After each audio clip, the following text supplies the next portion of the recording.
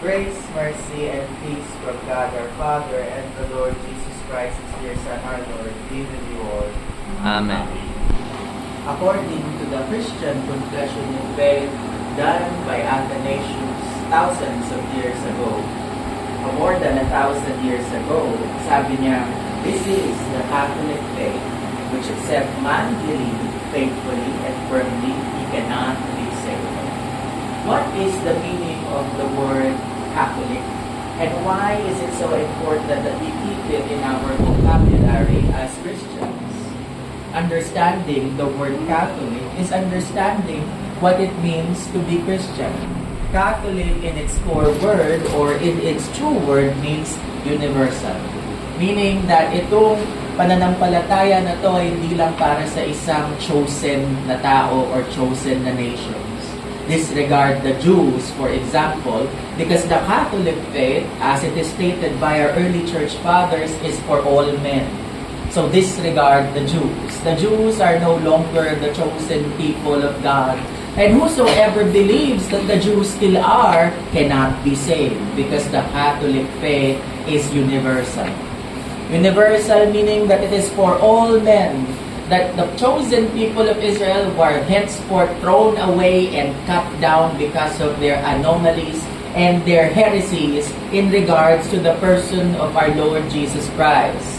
The Jews did not only not believe in Jesus Christ but also had Him killed because of their dark hearts.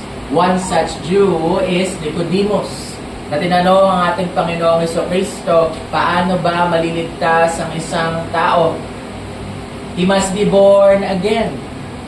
Paano raw mabuborn again ang isang tao? Babalik ba siya sa sinapupunan ng kanyang ina?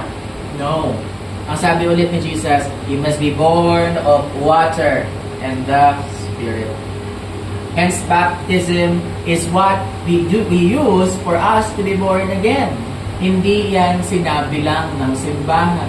This was said by our Lord Jesus Christ that we must be born of water and the Spirit. Hindi yan inimbento ng simbahan at lalong-lalong hindi yan simbolo. Dahil sinabi ng ating Panginoong Jesucristo yan with His own mouth.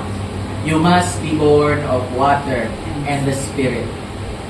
Now, when we go back to the term, the Catholic faith, ito ba ang sinasabi ng mga Romano-Katoliko ngayon? Basahin ulit natin yung ating Athanasian Creed na ginawa na more than 1,000 years ago. Saan nakalagay dito ang doktrina ng purgatorio? Wala. Saan nakalagay dito na kailangan natin sumunod sa Santo Papa bilang nag-iisa nating tagapamuno ng simbahan?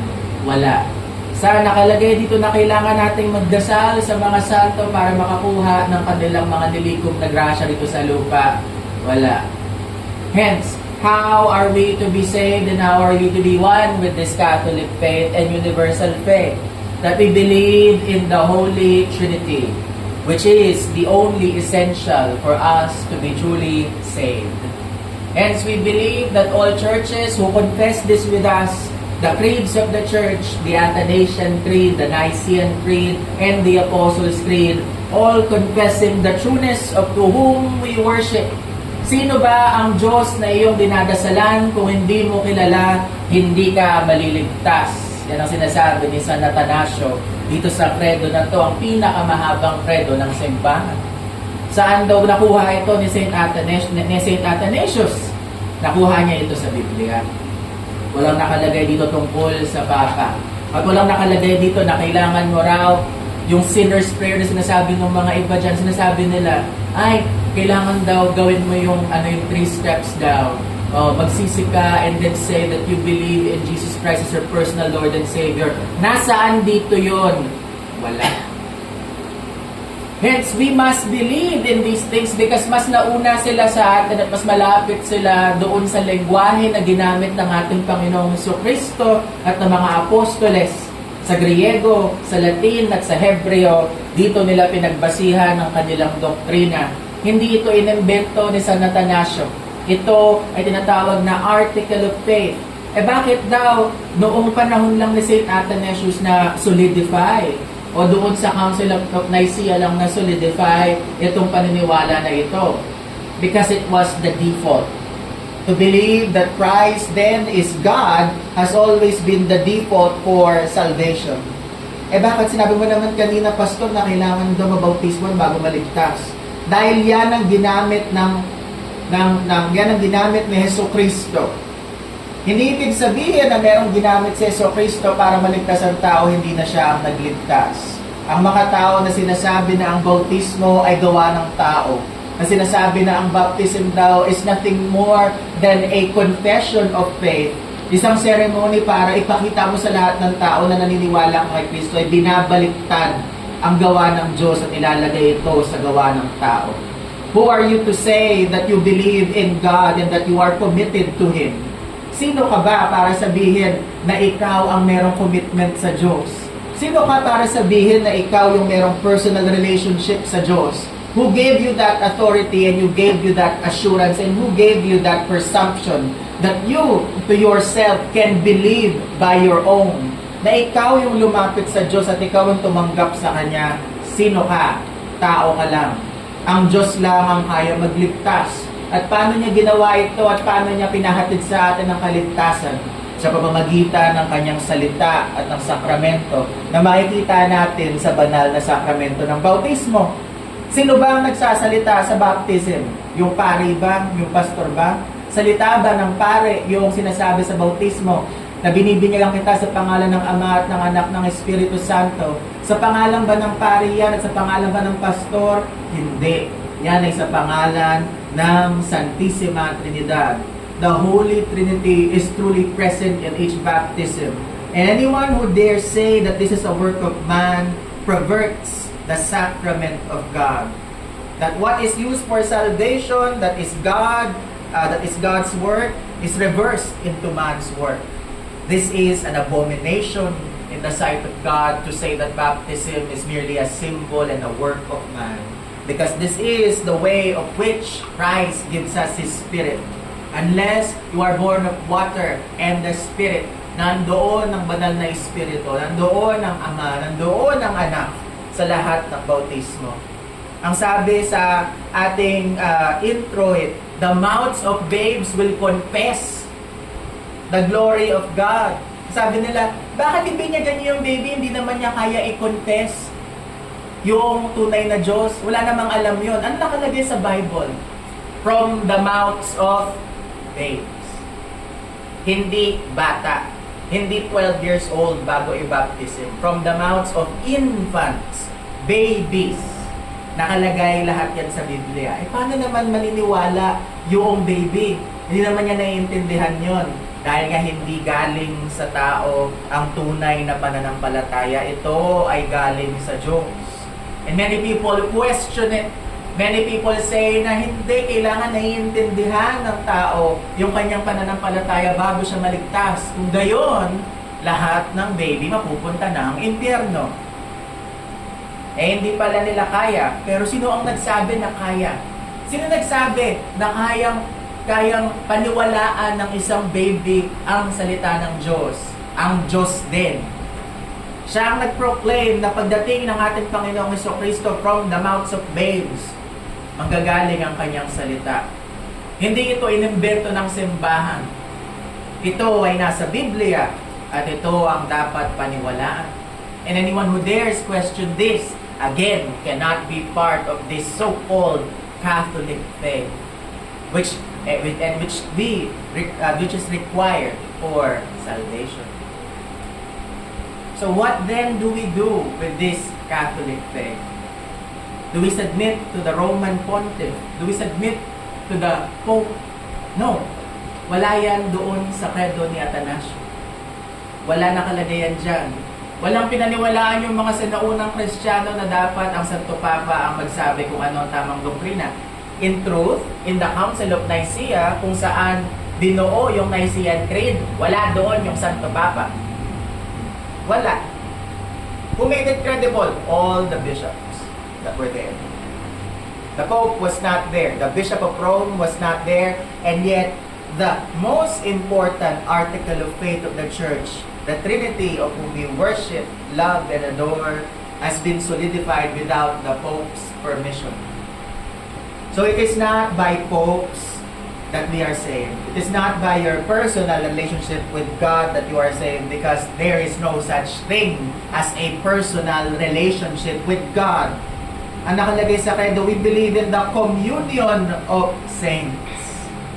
There is no personal relationship with God. Si Kristo na mismo ang nagsabi, where 2 or 3 gather in my name, there I am in the midst of them. There is nothing personal about that. There is only a communal relationship with God, and that communal relationship can only be found within the bounds of the church. Hindi mo pwedeng sabihin na nandun lang ako sa bahay ko, nagdadasal naman ako. I have my personal relationship with God. God will not hear you if you believe in such things. God will not respond to you without the word, the sacraments, and the gathering of the saints. Kaya marami nagpa-question sa mga ganyang simbahan, ba't ko pa kailangan magsimba? Meron naman akong personal relationship kay Jesus Christ. Wala silang masagot. Ay, para merong fellowship, para masaya ka, para meron tayong bonding after church. That is not what it means. The gathering of the saints is the requirement for you to have a relationship with God. Because our faith has always and had always been, since the time of our Lord Jesus Christ, a communion, not a conversation with God. The personal relationships that God had was with the people in the Old Testament, dahil wala pa siyang relationship sa mga tao. Nagkipag-usap siya sa mga propeta. At yung propeta nagkipag-usap sa mga tao. Anyone who says that he has a personal relationship with God stands himself up as a prophet unto himself. Propeta ka ba para magkaroon ka ng personal na relationship with God? Naririnig mo ba yung kanyang boses directly? No. So sit down. You are not special. You do not have the right to say that you have anything personal with God, because God Himself said that 2 or 3 gather and He is there. Not when you are there, because you are insignificant. You are not important. You are part of something that is important. Anyone who sets himself high above anybody else will be cast down by God Himself. So whether it be popes or people who say that they have personal relationship with God, God will cast them down. Our psalm reading last week said, "Let God arise and His enemies be scattered." Who are the Lord's enemies?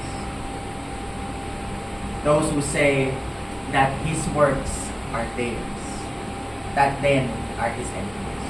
Let us not delude ourselves that anything changes. Hindi pwedeng magbago yung tunay na doktrina nung unang panahon, tas biglang ngayon iba na yung sa inyo. And that is why it's so crucial in that this blessed feast day of the Trinity na mahaba yung credo, we are renewing our confession to God. Na sinasabi natin na ito ang Diyos na ating sinasamba. Yung mga nagsasabi na magkakamukha lang naman lahat ng religion, isa lang yung sinasamba nila. Do they believe in the Holy Trinity? If not, they do not believe in the one true God. Even the Pope says na yung mga Muslim daw at mga Kristiyano, iisa lang ang Diyos. Naniniwala ba yung mga Muslim na si Kristo ay Diyos? No. So, nasan yung answer? How can one believe that the Pope still is in line with true doctrine and true scripture if he were to say that the God that the Muslims worship and the God of Christians are the same? It is foolishness. So in this Trinity Sunday, we renew our confession to God. We remember who is the God that we worship. We remember who are we baptized in the name of. Because the reminder of our baptism is what strengthens our faith in the Trinity. In our baptism, God has given us the gift of faith to believe in the things that are not seen. That even from the mouths of babes, nung bininyagan ka, nung baby ka, yung tunay na binyag mo, whether it be a Roman Catholic baptism, a Lutheran baptism, that is what when you were allowed to say from the mouths of babes kung sino ang tunay na Diyos mo. Saan nakalagay sa Bible yan? Si John the Baptist nga, hindi pa pinapanganak, nakilala na si Jesus. Kapalapit pa lang si Elizabeth, doon kay Mama Mary na sabi, Tumalon yung aking sanggol nung nakita ang presensya ng anak mo. Who am I that the mother of my Lord shall come to me? Galing ba yan sa tao? It's not. Ang sabi ng ating Panginoon kay Nicodemus, kung hindi mo kayang tanggapin yung mga turo ko ukol sa mga makamundong bagay, paano mo paniniwalaan yung mga nasa langit? Hindi mo kaya. You cannot believe on your own. You cannot confess that Jesus Christ is Lord without Christ allowing you. Without Christ giving you faith. Without Christ giving you the authority and the right to be His. Paano ka maniniwala kung hindi ka naman kasali? Who gives man the assumption na sila ang magkaka-find out kung sino ang Diyos para sa kanilang mga sarili? It's the devil who gives that assumption. Even in the Old Testament, malalaman ba ni Abraham kung sino ang tunay na Diyos kung hindi lumapit yung Diyos sa kanya? A still voice narinig ni Abraham out of nowhere in the land of Ur. Si Abraham na naniwala sa napakaraming mga Diyos pero ang tunay na Diyos nagpakilala sa kanya with a voice. All of the prophets, paano nila malalaman ang tunay na salita ng Diyos kundi ang Diyos ang lumapit sa kanila mismo? In the past, yan ang ginawa ng Diyos. Kinakausap niya yung mga tao through visions, through dreams, through voices. But now, ang sabi ng ating Panginoon, He speaks to us through His Son. And how does God speak to us through His Son? By the Word that He has left us. The Scriptures, the Bible, and by the sacraments of which we are given the privilege to see Christ face to face, to receive Him truly, bodily. His blood, His divinity, His humanity becomes one with us. If there is any personal relationship with God, that is here. Pag natanggap mo yung kanyang tunay na katawan at dugo, you become one with Christ. Outside of that, there is no relationship with God. Outside of that, yung pwedeng sabihin na nagpe-pray naman ako. Why would God hear your prayers outside of His Word and Sacraments? Presumption has driven many people to hell. And so that's why we are not to assume that we have any part in our salvation. We are not to assume that we have any part with God's work. Hindi mo pwedeng dagdagan ang 100%. Di ba? Sabi nila, nasasabi palagi ng mga matatanda, do your best and God will do the rest. Bakit? Ano ba yung best mo? Who cares? You cannot add to what is perfect. You can only be one with what is perfect. And unless you believe this, you do not have any part with Christ. If you do not let go of yourself, you cannot be with Christ, who promises nothing but He will do all things for you. And so, this Trinity Sunday, let us renew this confession and commitment. Rid ourselves of our hubris. Rid ourselves of ourselves.